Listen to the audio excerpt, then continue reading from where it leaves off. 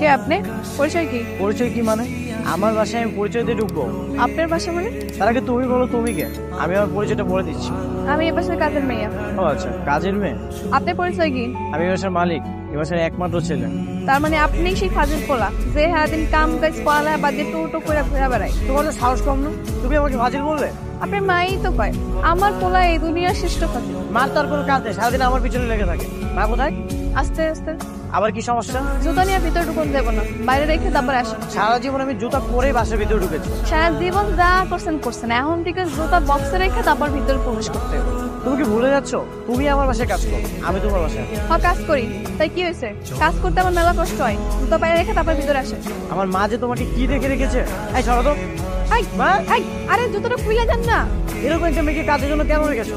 এই মেয়েকে কাজ থেকে বাদ দিয়ে দাও। হয়েছেটা কি সেটা বলবি তো? মানে কেন বের করতে হবে? কি হয়েছে? ওকে আমার পছন্দ হয়নি মা। আমি কি তোর জন্য বিয়ের পাত্রী দেখেছি যে অপছন্দ হলে বাদ দিতে হবে? সবসময় যুক্তি দিও না তোমা, বাদ দিতে বলেছি বাদ দিয়ে দাও। তাহলে বাসার কাজ কে করবে? হ্যাঁ, এক গ্লাস পানিও তো ঢেলে খাস। আমি আর বেশি কিছুই কই নাই। হ্যাঁ শুধু কইছি জুতোটা বাইরে রেখে ভিতরে আইতে। এরকম যে ঘরটা আমি পরিষ্কার করলাম, ঘরটা আবার নোংরা হয়ে যাবে না কন্ত? ঠিকই তো বলেছে। তুই হাটে বাজারে আগানে বাগানে হেঁটে পায়ের জুতো করে ময়লা নিয়ে বাসা আসার দরকার আছে? ঠিক আছে, আমার ভুল হয়ে গেছে। ঠিক আছে মাফ করে দিলাম। এরপর থেকে এরকম আর করবেন না। মাফ করে দিলাম মানে? তোমার কাছে কি মাফ চেয়েছি? মাফ তো চেয়েছি আমার মায়ের কাছে। অন্যায় তো করছেন আমার সামনে, আর ঘর দোর তো আমিই পরিষ্কার করি, তাই না? তো মাফ করলে কেটা করবো? আমিই তো করবো। যা কিচেনে যা, আবির জন্য খাবার রেডি করছি। আমি ওর হাতে রান্না খাবো? কখনোই না মা, আমার ক্ষুধা নেই, আমি খাবো না। আবির এবার কিন্তু বাড়াবাড়ি হয়ে যাচ্ছে। নেক্সট টাইম আমার চোখের সামনে যেন তোমাকে না দেখি। আমার কাজ সারা বাড়িতেই থাকে, যখন তখন যাওয়া লাগবে আমার কাজের লেগা। অনেক ঝামেলার মধ্যে আছি বুঝলাম, কি যে করবো কিছু বুঝতে পারছি না। কি হয়েছে বলো তো? আরে আমাদের বাসায় নতুন একটা কাজে হয়ে রেখেছে, রীতিমতো আমার সাথে অত্যাচার শুরু করে দিয়েছে। কেমন অত্যাচার? সব বিষয়ে আদি দিচ্ছে, ঘরের বউ মনে তো চর্চা করে। তাহলে তো অনেক ঝামেলা।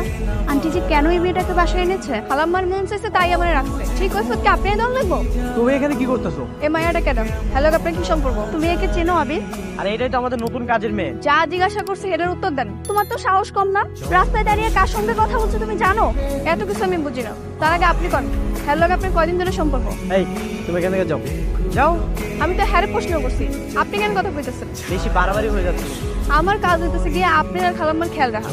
তোমার কাজ বাসায় যাও না। না এলে বুঝতাম কেমনে আপনার মতো খারাপ মায়ের লাগে মিশা হয় যে খারাপ হয়ে যেতেছে। তোমার বাসার কাজের মেয়ে কিন্তু আমাকে খারাপ বলেছে। আমার কিন্তু এই অপমান সহ্য হচ্ছে না। তারপর তো বেহার মতো যে খারাপ আছেন, যাইতেছেন না কেন? যান। বাসায় যাওয়ার পরে তোমার সব বেয়াদবি বের করতেছে। বাসায় পরে যাবো, তার আগে আপনি কত? হ্যালো, আপনার কি সম্পর্ক আমি জানতে হইব। বাসায় যে কৈফিয়ত দিচ্ছি। এই নিয়ে তো আমার জীবন পুরো অতিষ্ঠ করে দিয়েছে। কেন, কি হয়েছে? আমি যেখানে যাচ্ছি সেখানে আমার পিছে পিছে যাচ্ছে।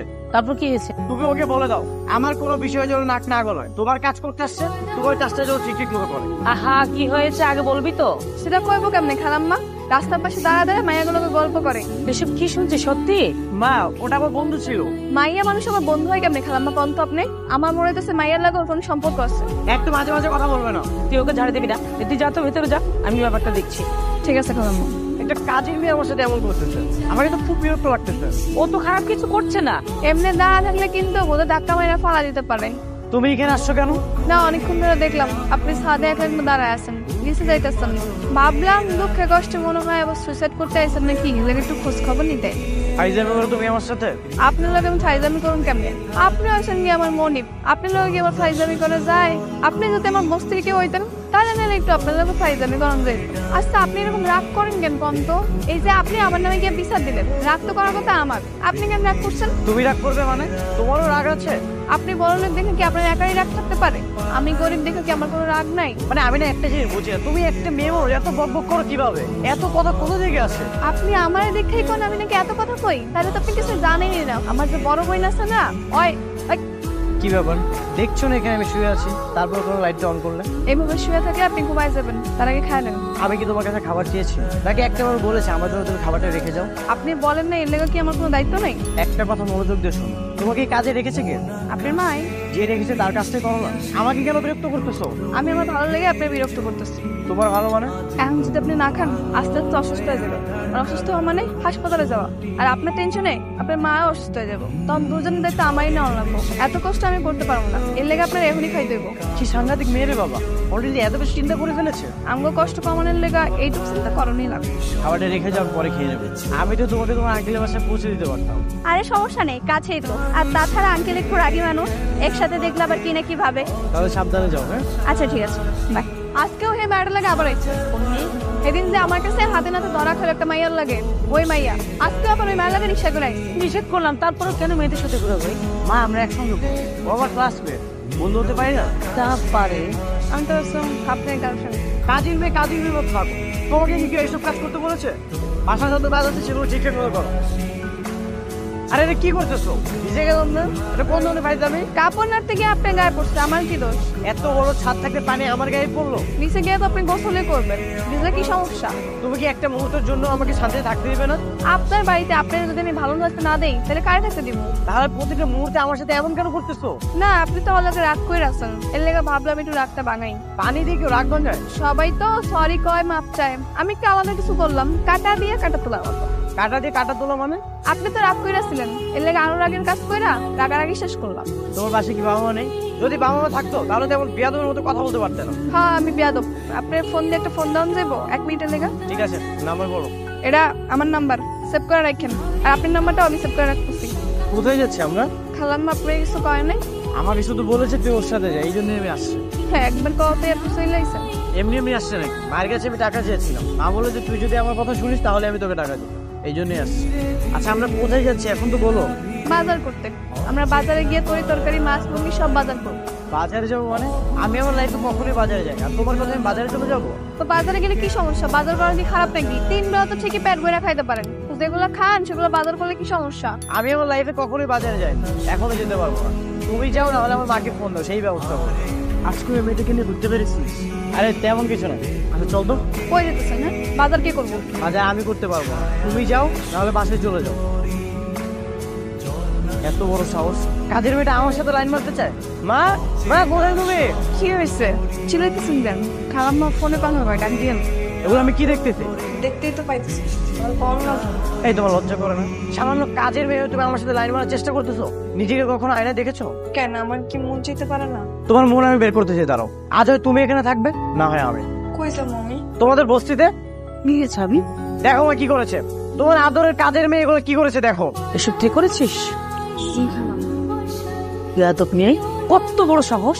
একদম তুই আমার বাড়ি থেকে বের হয়ে যাবি কাপড় চোপড় নিয়ে। 10 মিনিটের মধ্যে তোর বাড়ির বাইরে দেখতে চাই। যা বলছি। আরো আদর দিয়ে মাথায় উঠাও।